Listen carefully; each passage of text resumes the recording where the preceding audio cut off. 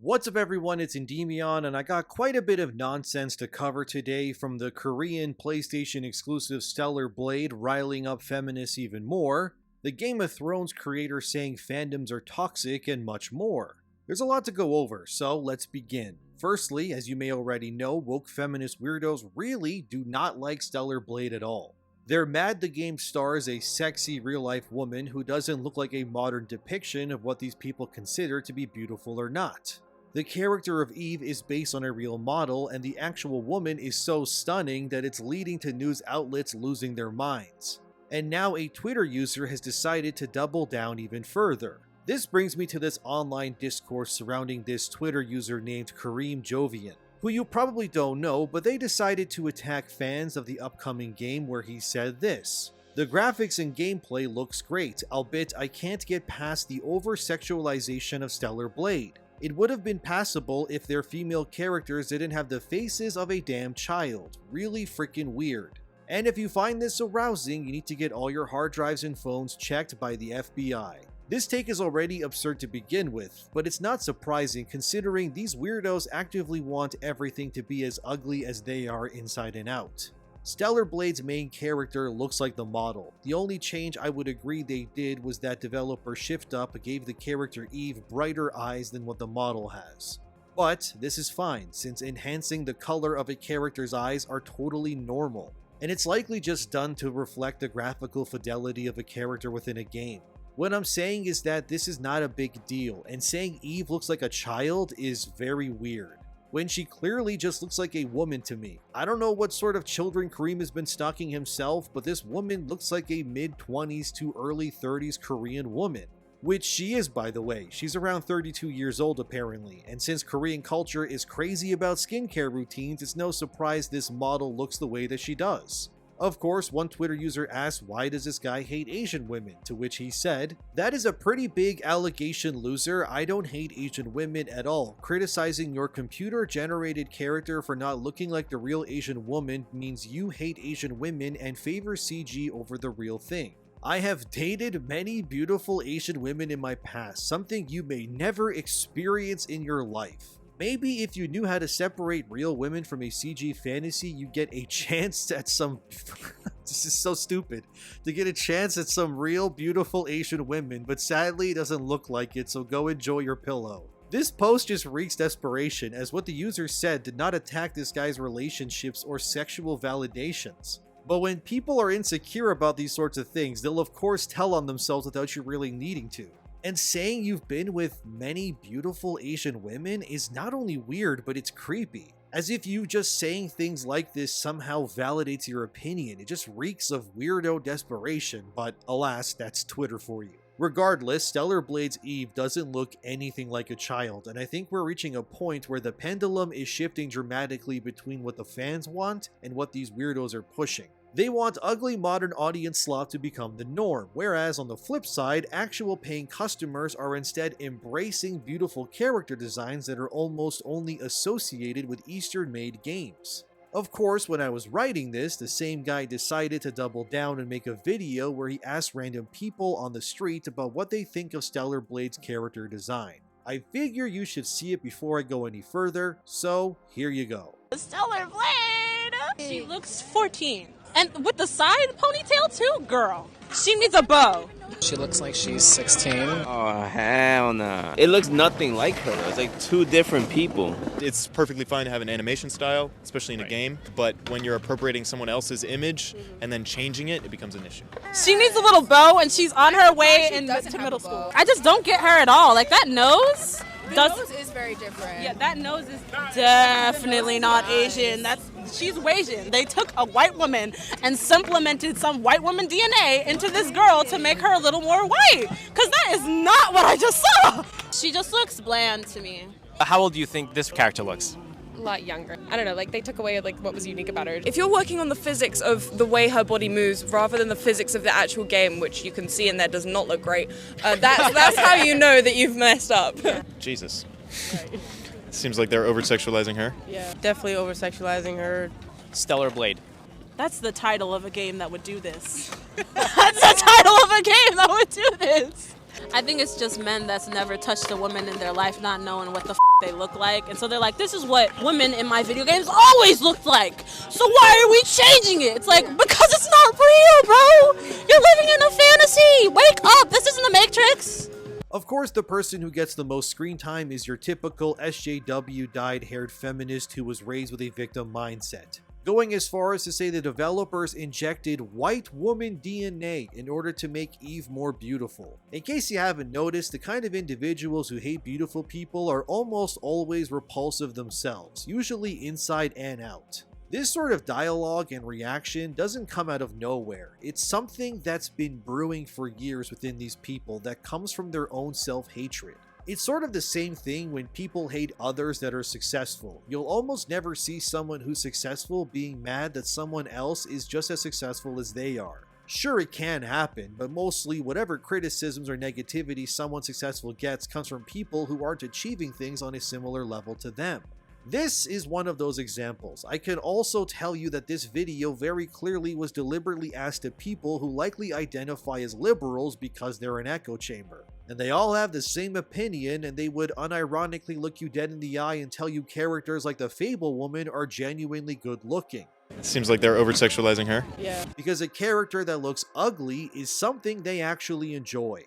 And it's also obvious the video was edited to only show examples that enforce this person's belief on the topic. But this is not surprising. They should have asked actual Korean people or just Asian people in general, and they would very likely tell you there's nothing wrong with the design. But of course they ask a bunch of diverse people living likely in a liberal American city, the kind of people who tell you it's okay to be mugged because the person who mugged you probably needed your stuff more than you do, and likely think we should defund the police force. Real brain-rotted individuals is what I'm getting at, and it's scary how many people are like this out there. Because birds of a feather flock together, as they say, and the uglier society in general becomes, the more at peace and happy these oftentimes miserable individuals are themselves. Also, let's be real, anyone in that video that was interviewed will not support a game like Stellar Blade anyway.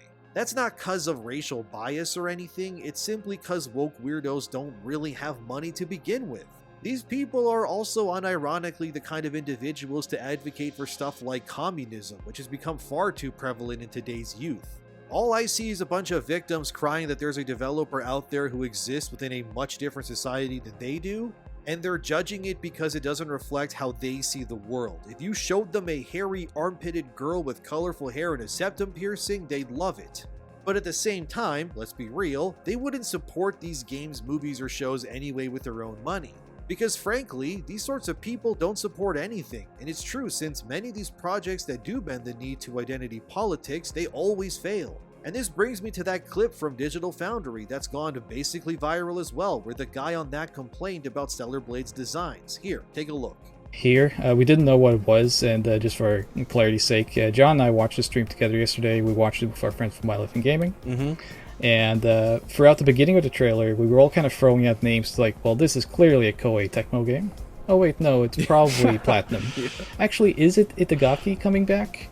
No, it's clearly Nier Automata. So we were just going through the motion of like, well, what game does this look most similar to? And then that probably is it, which is probably a commentary on individuality, or a lack of. We talked about Korean developers, and I brought up the point that they're probably the best in the business currently in terms of design and artistic visions. One thing about so the character designs and the character renderings, character models, so let's say that they're kind of from a bygone era in some ways, but what's kind of interesting to me is that they use what I guess affectionately is called by people doll-like. If you think of classic, like that are live designs, right? Character models from a bygone era put into a modern game. It is weird. It feels a little out of place, I think.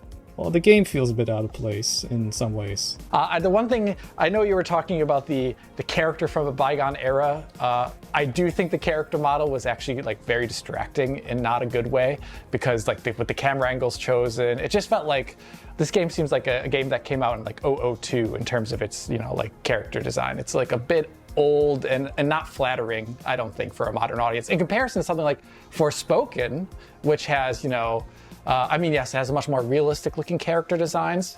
It's not these hyper proportioned something or another's, but it also seemed I don't know, a bit more grounded in a way that I found much more appealing than what we saw here. It should be stated that this video and these takes from Digital Foundry were said prior to the release of Forspoken, as well as before Stellar Blade had any media blowout showcases, as they refer to Stellar Blade as Project Eve, as it was known prior to an official title. But the point still stands, that these guys at Digital Foundry, alongside those weirdos in that Twitter video, they show their bias when they say more games should look like Forspoken over Stellar Blade. And the true reason for this is because Eve is not diverse enough in their eyes, but of course Frey and Forspoken is. Never mind the fact that Forspoken failed both commercially and critically across the board. It didn't sell nearly enough and resulted in Luminous Productions getting absorbed back into Square Enix. Forspoken was of course made by a Japanese company that attempted to pander to the wants they believed that Western fans wanted. But this resulted in a misfire with Marvel-esque dialogue, an identity crisis when it came to world design and story, and a very insufferable main character. And I would know, since I played Forspoken. I even 100%ed the game and I got the Platinum Trophy, cause I'm insane. But I wanted to really experience the game fully in order to understand it. And my ultimate critique can be summed up simply as Forspoken was misguided. It had no identity and was full of repetitive mission structures in a world that was far too big for its own good. Nothing about the game outside of maybe the particle effects when you use magic and its movement system was good. There is a good game inside of Forspoken, but the meat surrounding its bones are boring, uninspired, and very generic.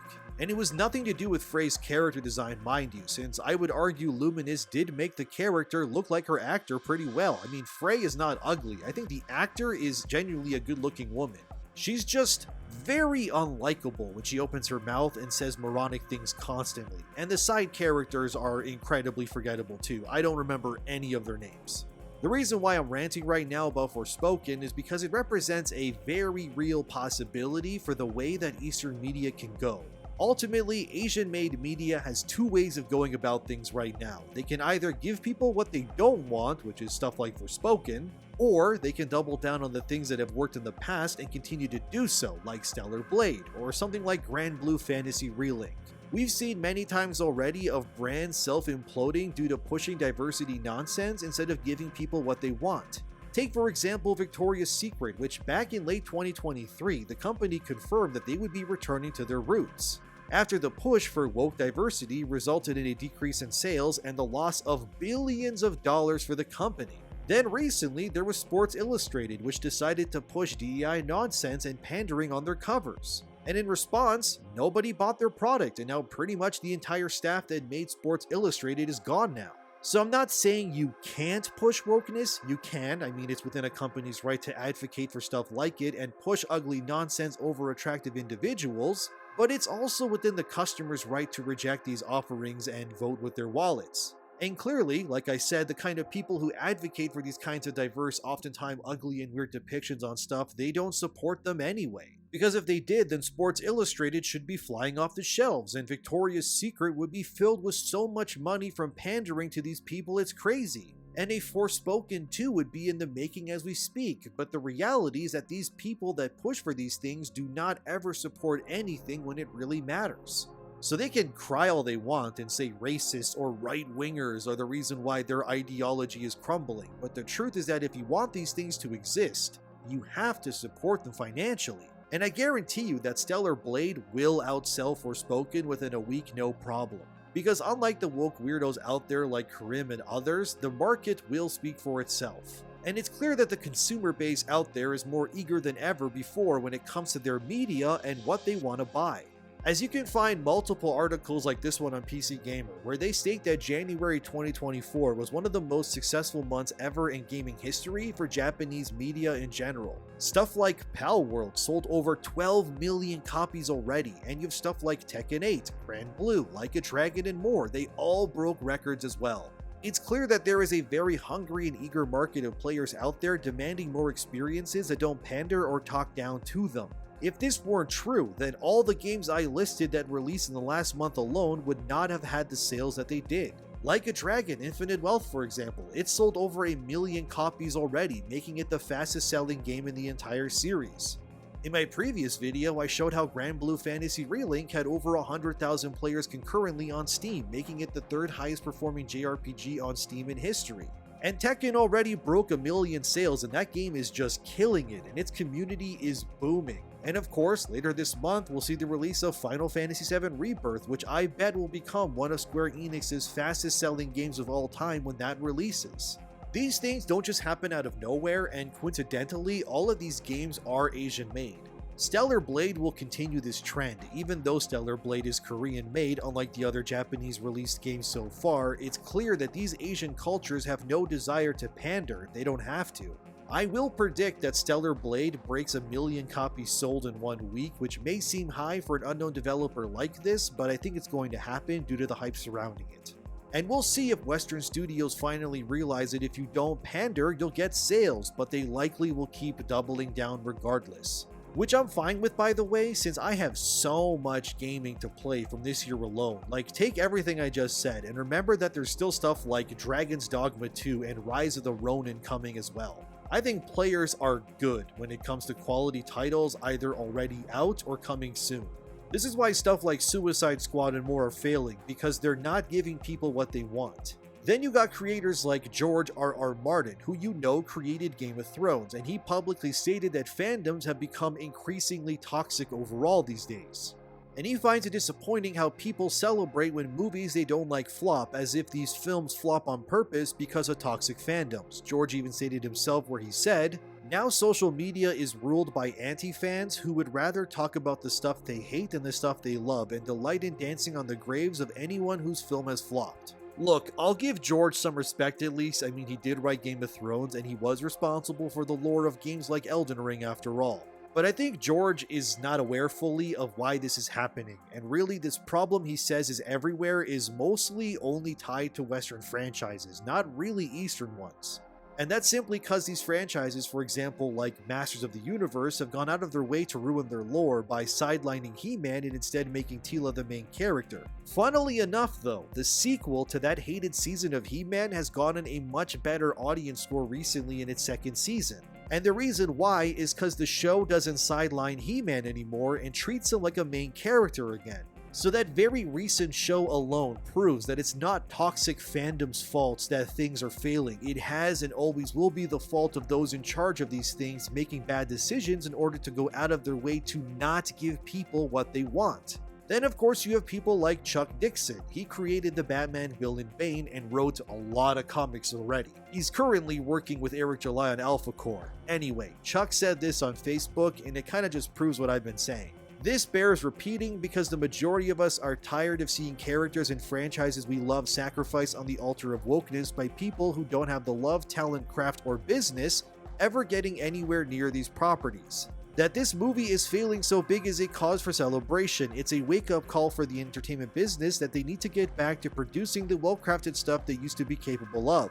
I mean, when a weak cheese movie of a dryball subject like Oppenheimer is outperforming the latest popcorn blockbuster, that's us telling them to get their shit together. By the way, Chuck is talking about the Marvels in this rant, and he's right. If you want your stuff to do well, you have to make things that people want and don't spit in the faces of your audience. If you're a frequent watcher of this channel, I probably sound like a broken record at this point with how much I keep saying, don't attack your audience.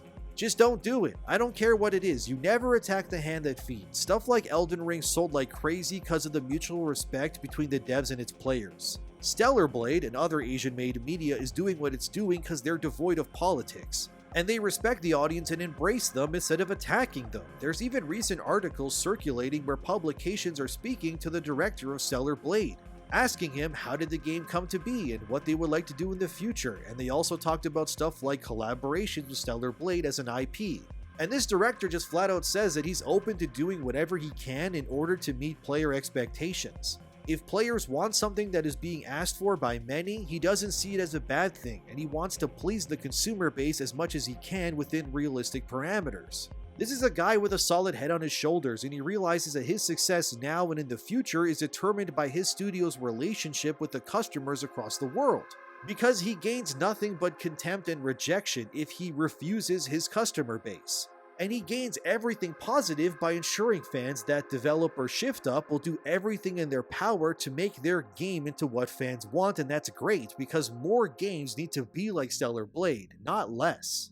It's totally fine if you love Stellar Blade and if you love sexy female characters in your video games. There's absolutely nothing wrong with that, and don't let anyone else tell you otherwise. I hope we only continue to get games that are more based, player-focused, and respectful of the time and money we all spend on them. People like that Karim guy and the multitude of publications that have gone under for attacking their audiences, or Georgie boy over there who's taking millions of years to finish his damn book, are out of touch with what fans want. We just want good products that don't attack us and are worth the money we spend on it. It's really not that deep. And like always, I'm forever going to be on the side of the free market and the people who aren't crazy and vote with their money over their thoughts and prayers. Stellar Blade is going to be a hit, regardless of what these psychos think, and that scares them, and I say good.